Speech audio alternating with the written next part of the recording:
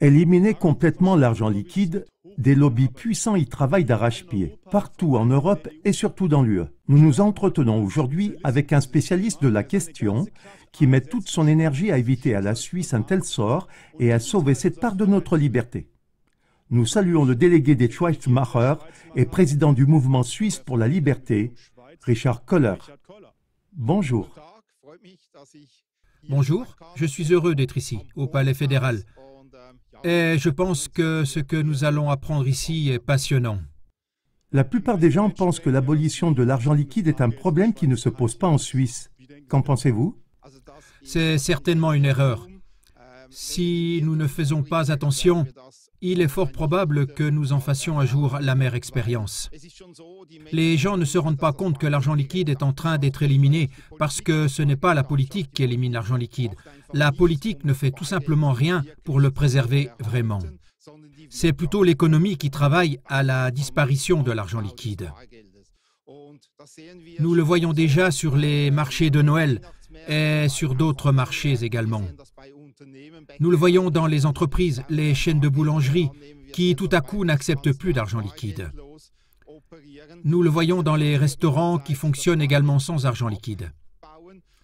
Avec le temps, l'économie réduira l'argent liquide jusqu'à le supprimer complètement. Et ça s'accélère en ce moment avec les transports publics, où l'argent liquide n'est plus utilisé non plus. Les personnes qui payent en espèces ne peuvent donc plus acheter de tickets dans les transports publics. Tout cela réduit chez nous l'argent liquide. Et nous devons nous y opposer. Il y a aussi le fait qu'il existe des organisations internationales telles que la Better Than Cash Alliance, c'est-à-dire l'alliance mieux que l'argent liquide, créée en 2012 par la fondation Bill et Melinda Gates, la fondation Ford, l'USAID, l'Agence américaine pour le développement international et d'autres grandes institutions importantes. L'objectif qu'ils se sont fixés est de réduire l'argent liquide, c'est-à-dire de le supprimer à l'échelle mondiale et de le remplacer par de l'argent numérique. Ce qui est intéressant et qui en dit long sur la Suisse, c'est que notre SECO, c'est-à-dire le secrétariat d'État à l'économie, n'était certes pas présent en 2012 lors de la création de cette alliance, mais qu'il a commencé à dépenser 2 millions pour l'abolition de l'argent liquide et qu'il a aussi reçu la mission de transférer toutes nos technologies et tout notre savoir-faire dans le domaine des transferts d'argent numérique, en particulier aux pays émergents.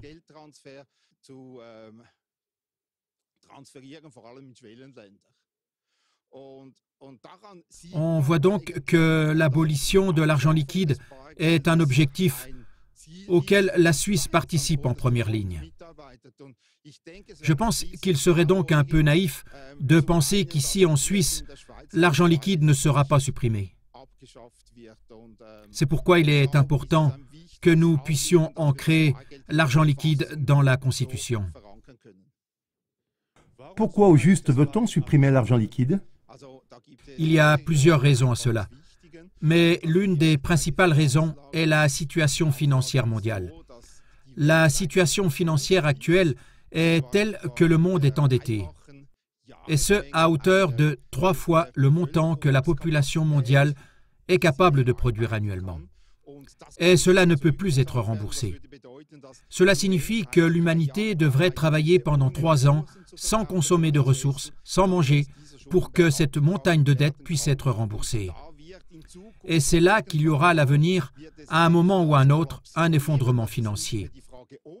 La question n'est plus de savoir si celui-ci arrivera, mais quand. La situation financière mondiale actuelle va imploser. Et c'est bien sûr une raison pour les élites de supprimer l'argent liquide, afin de pouvoir contrôler les gens après cet effondrement financier, quand tout se sera écroulé, et de contrôler toute la situation financière de manière à ce qu'elle soit reconstruite dans leurs intérêts. Sinon, lorsque tout cela s'effondrera, des gens s'uniraient, des groupes, des pays s'uniraient et reconstruiraient les choses par eux-mêmes. Cela ne leur plairait pas. Ils sont d'ailleurs en train d'acheter tous les biens de valeur, les ressources. C'est-à-dire que toutes les mines d'or sont rachetées, que l'or est racheté, que l'argent est racheté, que les terres agricoles sont rachetées. Aux États-Unis, Bill Gates est aujourd'hui le plus grand propriétaire de terres agricoles. Et cela montre bien que la bulle financière est en train de se dégonfler. Ça doit absolument être évité, de sorte qu'il y ait encore de l'argent liquide en circulation à la fin, pour que les gens puissent encore agir eux-mêmes et ne soient pas contrôlables. Et je pense qu'on voit aussi à quel point c'est grave dans les pays comme la Norvège, la Suède et le Danemark, qui n'ont plus d'argent liquide. Il est également possible d'utiliser cela comme un instrument de guerre aujourd'hui. Par exemple avec la Suède, qui a moins de 10% d'argent liquide encore en circulation. Il n'y aurait même plus besoin d'envahir le pays. Il suffirait de leur couper l'électricité ou Internet. En l'espace de 2 ou 3 semaines, le pays serait économiquement à terre et probablement en guerre civile, parce qu'il s'agirait alors de ressources, c'est-à-dire de nourriture et de tout. On voit là à quel point il est important de maîtriser la technologie numérique. Et dans un tel cas de figure, l'argent liquide serait très certainement une mauvaise chose. La Suède et la Norvège essayent maintenant de revenir sur leur position, car elles ont réalisé le risque qu'elles courent. Mais cela n'arrivera pas, même si elles décident que l'économie doit à nouveau accepter l'argent liquide. Les gens n'ont pas d'argent liquide. L'argent liquide ne reprendra pas sa place comme ça et ces deux pays se trouvent vraiment dans une situation difficile. Il y a bien une loi qui impose l'acceptation des billets et des pièces. Pourquoi l'argent liquide peut-il quand même être refusé? En Suisse, c'est comme ça. Nous avons effectivement dans la loi monétaire, dans la LUM, à l'article 3, que tout le monde doit en fait accepter l'argent en billets émis par la Banque nationale, et ce sans limite. Seulement, cet article est de nature dispositive, c'est-à-dire qu'il ne s'applique que lorsqu'il y a une action en justice. Si par exemple une boulangerie écrit « Nous n'acceptons pas d'argent liquide » et que le client entre pour acheter quelque chose en sachant qu'on n'y accepte pas d'argent liquide, il n'y aura jamais de contrat, donc jamais de transaction. Et si aucune transaction n'a jamais eu lieu, on ne peut pas porter plainte en vertu de cette loi. Et c'est le problème de la loi dispositive. On ne peut pas du tout s'y opposer. Et c'est pourquoi l'économie a le pouvoir de déterminer elle-même si elle veut accepter ou non de l'argent liquide.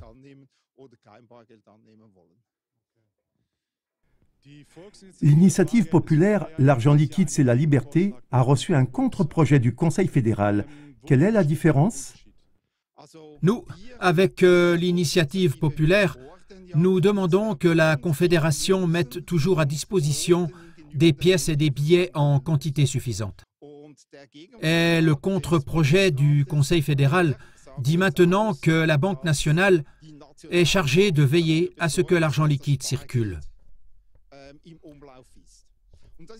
Ce qui est bien sûr une énorme divergence. C'est un petit tour de passe-passe de la Confédération. Parce que le problème qui se pose maintenant, c'est que toutes les espèces ne se valent pas. Parce que par payer en espèces, je veux dire ne pas payer à crédit, c'est-à-dire ne pas payer sur facture ou sur une sorte de reconnaissance de dette ou quelque chose comme ça, mais je paye cash. Et en français et en italien, je paye cash signifie je paye en espèces.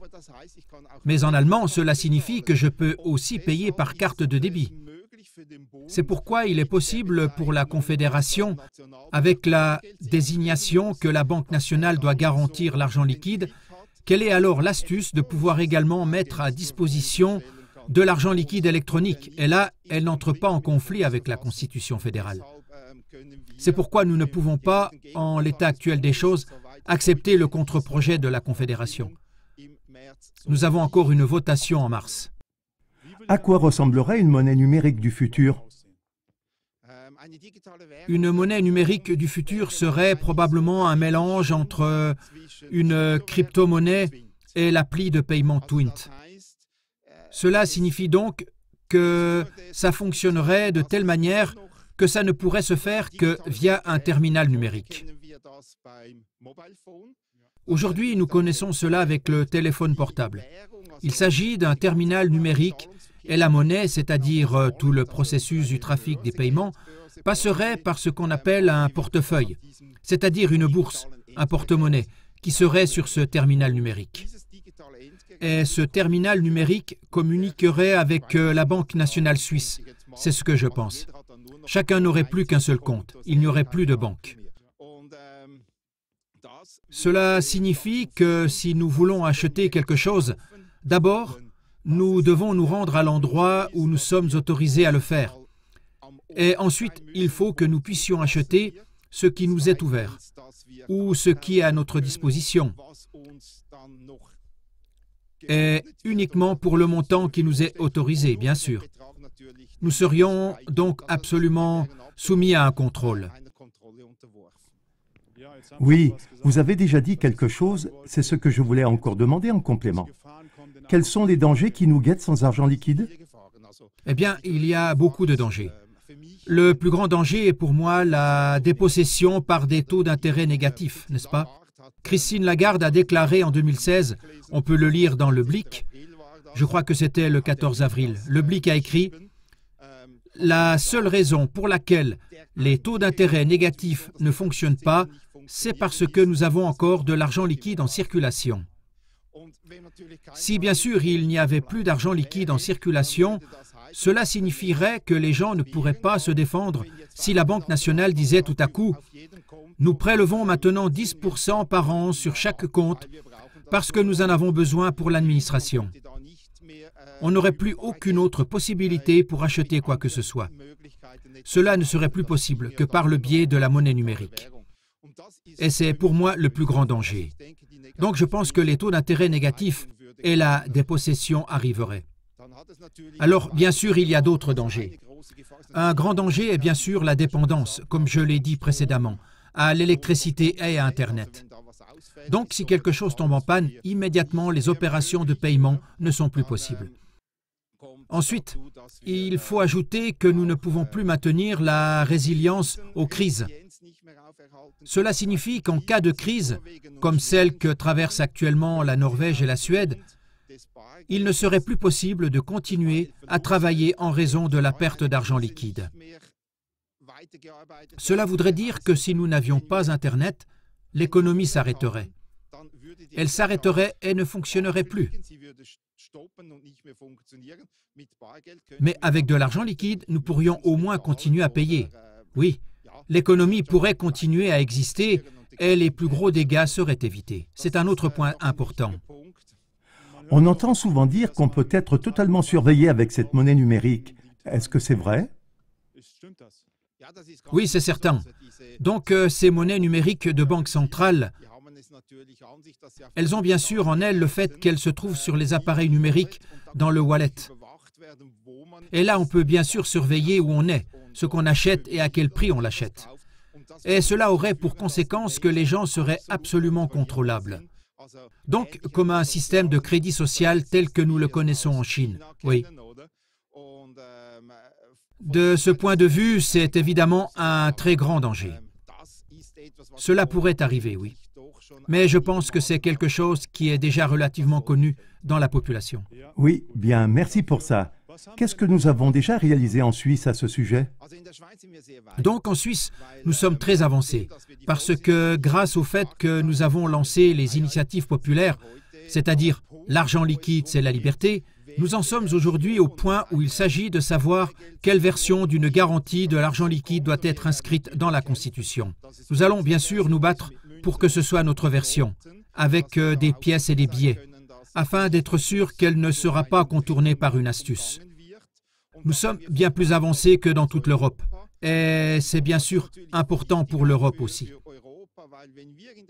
En effet, si nous parvenons à inscrire cela dans la Constitution suisse, il ne sera pas si facile de supprimer l'argent liquide en Europe, car il y aurait immédiatement une fuite de l'argent vers la Suisse. Si l'Allemagne disait « chez nous, il n'y a plus d'argent liquide », tout le monde retirerait immédiatement son argent liquide et l'apporterait en Suisse, car l'argent liquide y serait garanti. En Suisse, nous sommes bien sûr dans une situation confortable par rapport à l'étranger. Très bien. Et est-ce que cela suffit pour préserver l'argent liquide en Suisse? Non, cela ne suffit pas, bien sûr. C'est seulement la Constitution. Comme je l'ai dit au début, l'économie va supprimer l'argent liquide. Et pour cela, il faut que nous, on paye avec de l'argent liquide, que l'économie ne puisse pas le supprimer. Donc, il faut que la Migros et la Coop n'installent pas tout d'un coup uniquement ces appareils self-cash out, ou comment on appelle ça, où chacun peut payer lui-même uniquement avec le numérique.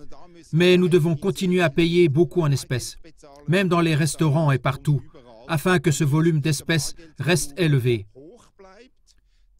En effet, Thorsten Hens, économiste financier, professeur à l'université de Zurich, a clairement déclaré qu'avec 15% d'argent liquide dans l'ensemble des transactions financières, l'argent liquide ne peut plus être sauvé. C'est ce qu'il a dit dans une interview à la SRF en 2020. Et ça montre bien qu'aujourd'hui, avec 25%, nous sommes déjà très proches de ce seuil et que nous devons nous y opposer. Je me réjouis donc que la population commence vraiment à payer à nouveau en espèces. C'est justement la question suivante. Que peut faire la population? Donc, qu'est-ce qui doit encore être fait et qu'est-ce que nous pouvons aussi faire? Donc, ce sont peut-être 2 ou 3 points qui sont maintenant essentiels. Pour l'essentiel, il y aura encore un débat au Conseil national en mars sur la proposition de Thomas Burger. En plus de notre initiative populaire, il veut aussi l'acceptation dans l'économie. Ce n'est donc pas l'obligation d'accepter, c'est une acceptation générale qu'il veut dans la Constitution. Nous allons maintenant les soutenir. Notre association Schweizmacher a lancé une pétition pour que de nombreuses personnes puissent la signer. Je vous conseille de vous rendre sur www.schweiz-macher.ch pour signer la pétition. Nous avons également incité les associations de personnes âgées, c'est-à-dire les grandes associations de personnes âgées avec 280 000 membres, à nous soutenir pour que cette proposition soit adoptée par l'Assemblée nationale et le Conseil des États. Ensuite, il y a bien sûr le fait que nous devons passer au vote. Nous sommes donc très heureux d'être soutenus financièrement, car nous ne pouvons pas nous passer de finances. Les autres ont des milliards, donc nous avons vraiment besoin de beaucoup d'argent pour avoir une chance lors du vote. Et ce qui est le plus important, c'est que la population se déplace vraiment avec de l'argent liquide et paye en liquide. Oui, de mon côté, je voudrais vraiment profiter de l'occasion pour demander à tous nos citoyens de payer à nouveau en espèces aussi souvent que possible à l'avenir.